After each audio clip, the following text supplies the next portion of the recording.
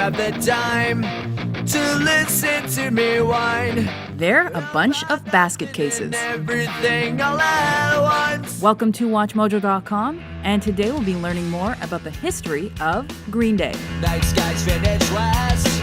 You're running out of gas. Your sympathy will get you left behind. Punk rock group Green Day formed in California in 1987 when Billy Joe Armstrong and Mike Pritchard, better known as Mike Dirnt, started playing as the band Sweet Children on the local underground punk circuit. With Armstrong as primary lyricist, vocalist, and guitarist, and Dirnt as bassist, the band recruited John Kiffmeyer, or Al Sobrante, as drummer. By 1990, the group was called Green Day and had Frank Edwin Wright III, or Tré Cool, on the skins. Green Day built a cult following leading into the 90s with a few releases on Lookout Records, but it was their 1992 effort Kerplunk that made the biggest splash. It became one of history's most successful independent releases. More importantly, it got Green Day big label recognition. After signing with Reprise, they set about bringing their three-chord punk sound to the masses with a major label debut.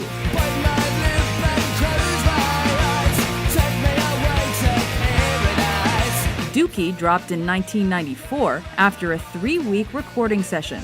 Intense MTV airplay of singles like Longview propelled the record to mainstream success, while songs like Basket Case, Sometimes I give myself the creeps. and When I Come Around highlighted themes of anxiety, boredom, and I'm a loser and the user, so it's only no accuser to try and slag me down because I know you're right. Green Day promoted the record with Lollapalooza dates, as well as a memorable set at Woodstock '94. Ultimately, Dookie earned them a Grammy for Best Alternative Album. Welcome to paradise. The follow-up to that triumph was 1995's Insomniac. On a mission to make my decision later about the self-destruction. Singles like Geek Stink Breath meant the album did respectably commercially and critically, but it never matched the sales of its predecessor.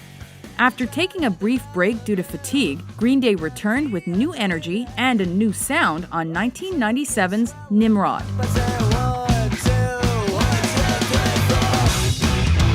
3, 4. Ska and surf rock influences combined with their pop-punk vibe on this album, which also included one of Green Day's most successful singles.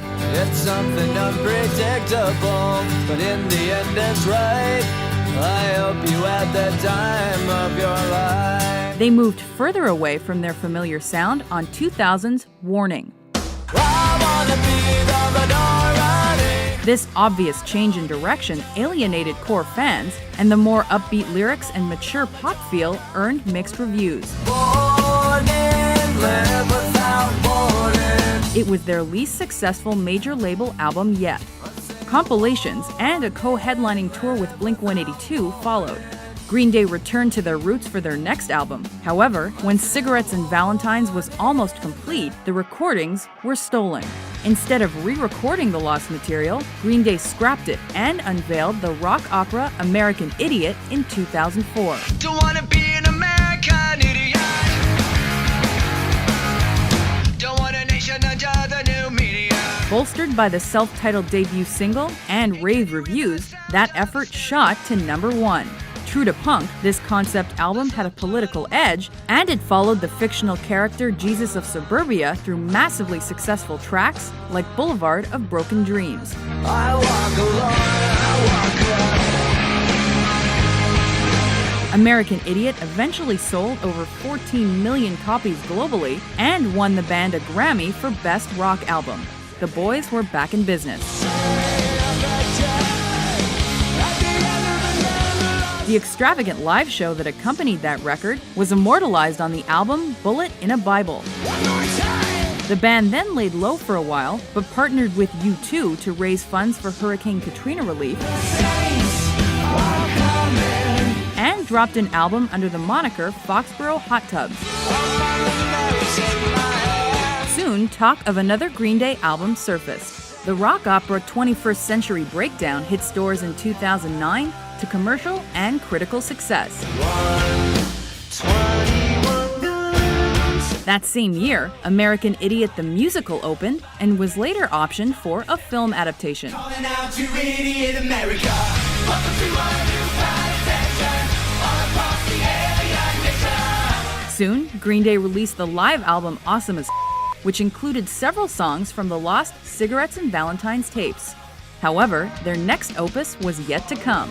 Green Day unveiled Oh Love as the first song off the ambitious Uno Dos Tres trilogy and set release dates for the end of 2012 and beginning of 2013. Far away, waste away tonight, my heart's on the loose. Aside from their time with Green Day, members have participated in other projects. For example, the trio was rumored to have joined Devo in a new wave band called The Network, though this was never proven.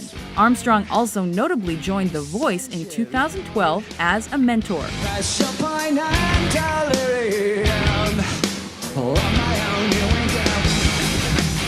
After many ups and downs, Green Day has finally solidified their spot as one of the most important bands to come out of the 90s. They may have started off as young punks, but they've matured to prove that they're no American idiots.